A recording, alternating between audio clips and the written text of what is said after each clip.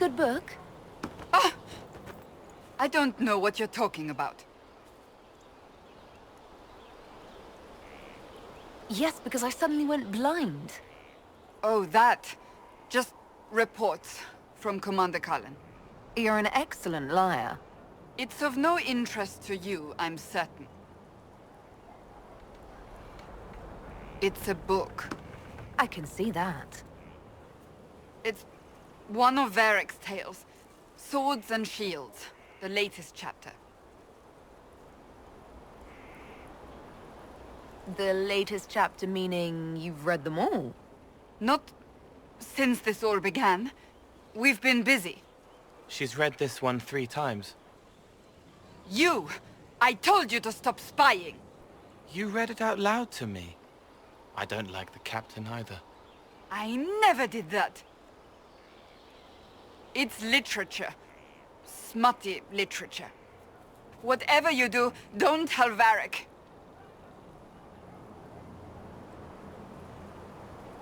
Maybe I should read that book.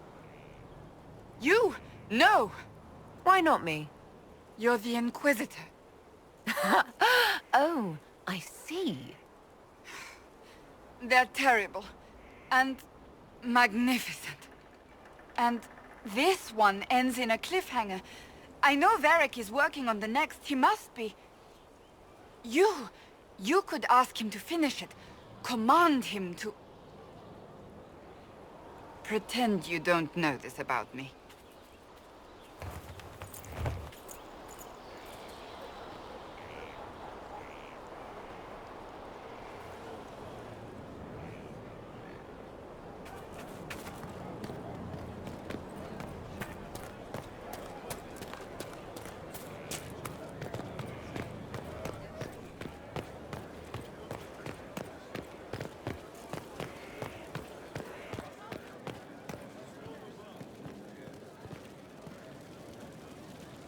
What can I do for you, Inquisitor?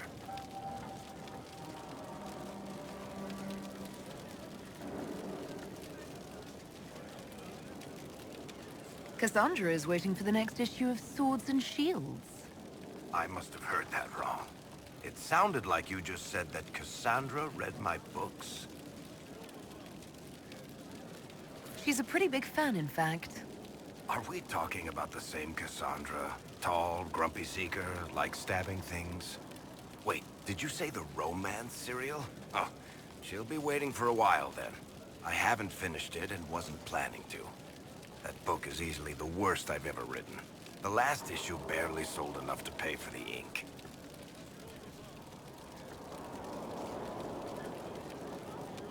Well, Cassandra seems to be hooked on it. And I honestly thought a hole in the sky was the weirdest thing that could happen. So, you want me to finish writing the latest issue of my worst serial for Cassandra? Oh, that's such a terrible idea. I have to do it. On one condition. I get to be there when you give her the book. You've got a deal. I'll get to work then. You know, the fact that the book is terrible just makes it more worthwhile somehow.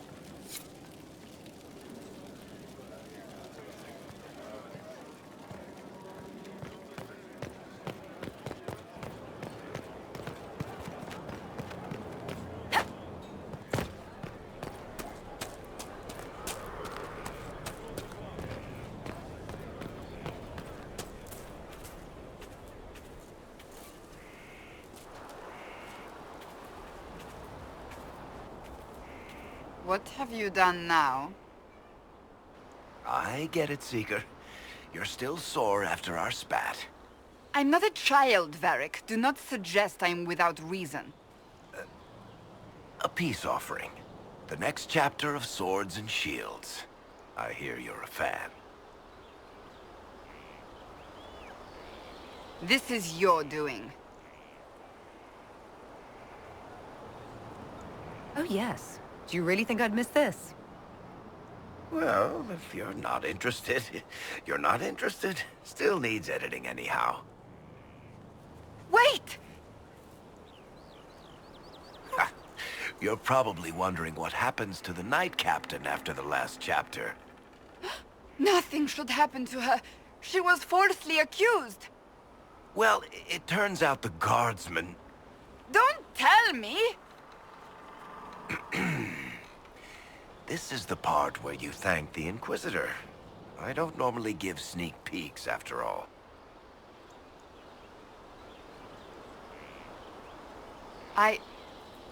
Thank you.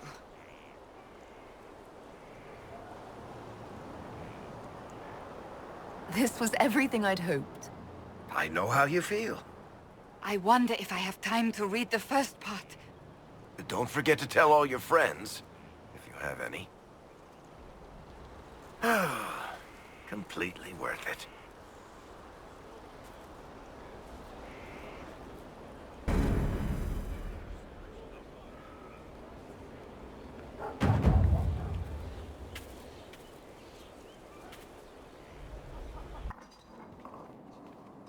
Planning troop movements now.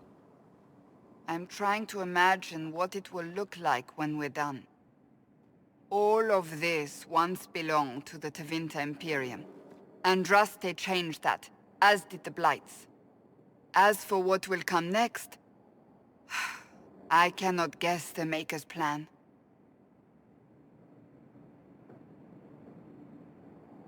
We make the world a better place. Because everyone agrees on what better means. I know I want a world where people trust the Chantry and that trust is respected. I want to respect tradition, but not fear change. I want to right past wrongs, but not avenge them. And I have no idea if my wanting these things makes any of them right.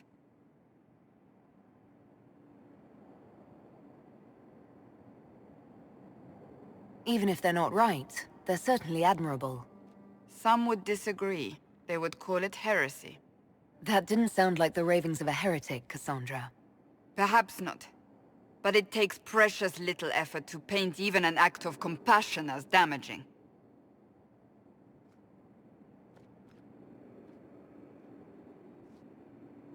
Tell me, what guides you?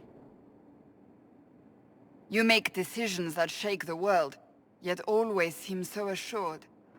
I wish I had your confidence. You almost sound like you admire me.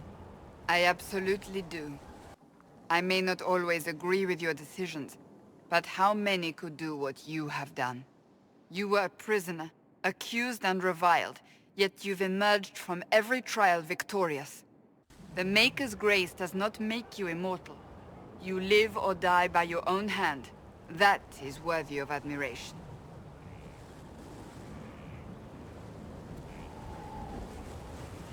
I'm not that assured. I just make it up as I go. Let all your followers take heart. What can I say? It's worked so far. Think of it. Like Andraste long ago, once again the fate of Thedas will be determined by a woman. It makes me proud to know you.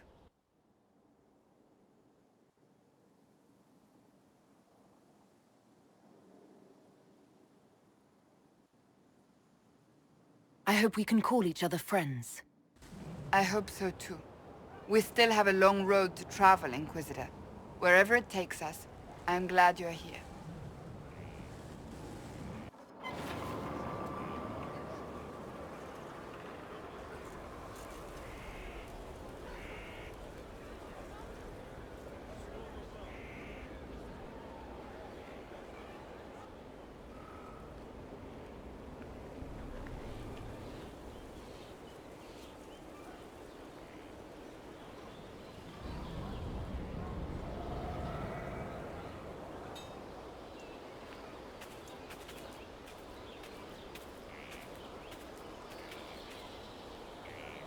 I understand the Inquisition has tracked down the missing Seekers.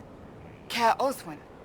I didn't see Ban Loren as the sort of nobleman that would become involved in this war. The sooner we go there, the sooner I can put this search behind me.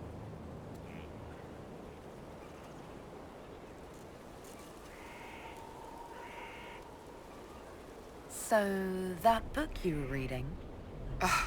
Yes, what of it? So under that taciturn shell beats a true romantic heart. Why must it be an accusation? Romance is not the sole province of dithering ladies in frilly dresses. It is passion. It is being swept away by the pursuit of an ideal. What is not to like about that? Don't get me wrong. I like this side of you. I don't swoon. I meant the passion. Oh, well that's not so bad then.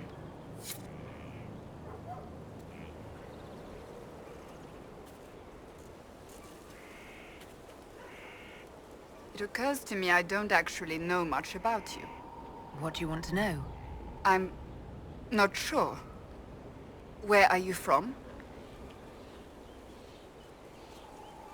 I thought you knew that. I suppose I could ask Liliana. She has collected a frightening amount of information on you. But I don't want to ask her. I want to hear it from you. I was born in Ostwick, and that's where most of my family is. The Trevellians, is it not? A large clan with a rather clever coat of arms. Tell me, do you consider the Free Marches your home? Are you eager to go back?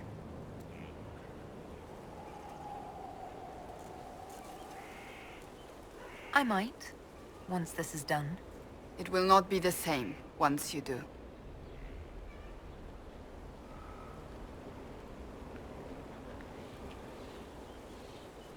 I'd like to get to know you better. There's not much to know. You're being modest. Do you think me a braggart? No, I think you're interesting. As you wish. My name is Cassandra Pentagast, daughter of the Royal House of Navarra, 78th in line for the Navarran throne. I joined the Seekers of Truth as a young woman, and was with the Order until they withdrew from the Chantry. I remained as the Divine's right hand, carrying out her order to form the Inquisition. And here we are. That's all there is to know, my lady. You're a member of Navarra's royal family. The Pentagasts are a very large clan. Half of Cumberland could say the same. Really? No, but it feels that way. I have hundreds of relatives so distant they need charts to prove we're related at all. And they have them. Oh yes. The Pentagasts value their precious blood like it runs with gold. So not on very good terms with your family, then? I do not visit, if that's what you mean. The Pentagasts are famed for dragon hunting, but few actually pursue the craft. Most are fat and lazy. They pay lip service to the Maker and care only for idle pleasures and past glories. My brother was all that kept me in Navarra. Once he was gone, so was I. Tell me about your brother. Anthony was older than I, a dragon hunter, who showed what a Pentagast could truly be. I idolized him. I wanted to hunt dragons as he did, even though our uncle forbade it. Anthony promised to train me in secret. We would hunt together one day, brother and sister, vanquishing the beasts of old. And then he died on me. That sounds really awful. It was the end of everything I knew. A group of apostates wanted dragon blood, and wanted Anthony to get it for them. He refused, and they killed him for it. In front of me. I begged the Chantry to let me become a Templar. Instead, they sent me to the Seekers. It took many years to let go of my drive for vengeance.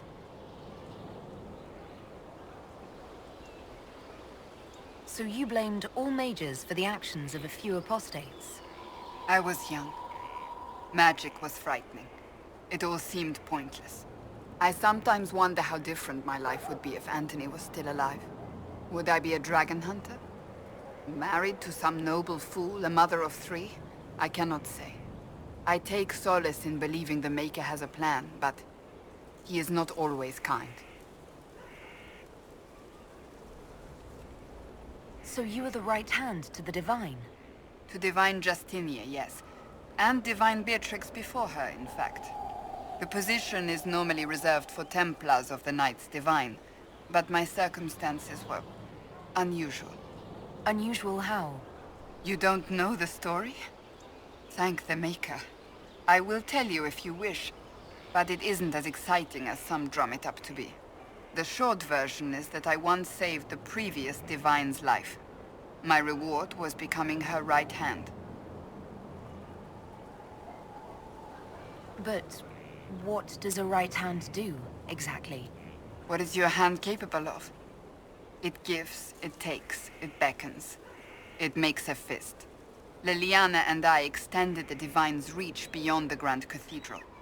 We went where she could not. After Beatrix, I was tired of the position and wanted to return to the Seekers. But Justinia convinced me to stay. Her vision for the future gave me hope. You thought she could really change things? Justinian knew the war was coming long before it began. She tried to avert it, but the forces arrayed against her were too strong. Sometimes you have to break a bone so it can be reset. That's where the Inquisition comes in. It was to be the answer. A means to preserve as well as an agent for change. I only wish she had lived to see it. So, what's the story about you becoming the right hand? Sweet Andraste, do you really want to hear that? It was, what, 18, 20 years ago? Some still discuss it like it happened yesterday. The tale gets bigger each time it's told. I barely recognize myself within it now. That's what happens with stories that become legends. I am not a legend, nor was I then. I was a young woman barely out of training. To hear others tell it, I alone saved Divine Beatrix from a horde of dragons sent to assault the Grand Cathedral. Rather impressive for such a young seeker, wouldn't you say? And the truth is? I stumbled upon a conspiracy to kill Beatrix. A Templar Knight Commander was at its heart. And there was a dragon battle at the Grand Cathedral, but I had help from loyal mages who rallied to the cause. They freed the dragons from magical control. Without them, the Divine and I would both have died. Yet I became the right hand, and they are forgotten. What happened to the mages that helped you? They went back to their circles, with rewards and privileges and Most Holy's gratitude. Many of them died at the Conclave. You're delightful. You know that. No, I do not know that. I object. There is nothing delightful about me. I beg to differ. Who could have guessed the Inquisitor would be so odd? You don't seem to like your homeland much. My family polluted it for me. What little I saw of my homeland was through the bars of a gilded cage. My uncle treated me like a porcelain doll to be placed on a shelf and dusted only when necessary. Thus I did not see Navarra, the real Navarra, until much later. By then I realized I knew it not at all. Your uncle? What about your parents? They had the misfortune of taking the wrong side in the second attempt to overthrow King Marcus. The king executed them, but spared my brother and I since we were family, and children at the time. Thus we were raised by my uncle, a Mortalitasi who preferred the company of his corpses to the living. Your uncle was a Mortalitasi? A death mage. He still is. My countrymen do not burn the dead, they bury them in special crypts. The Mortalitasi supervise the crypts, like priests. Uncle Vestalis oversees the grand necropolis. Nevarans spend more time honoring dead relatives than they do with living ones. It is odd to be so fascinated with death and its trappings. I will never understand it. I'll let you get back to work.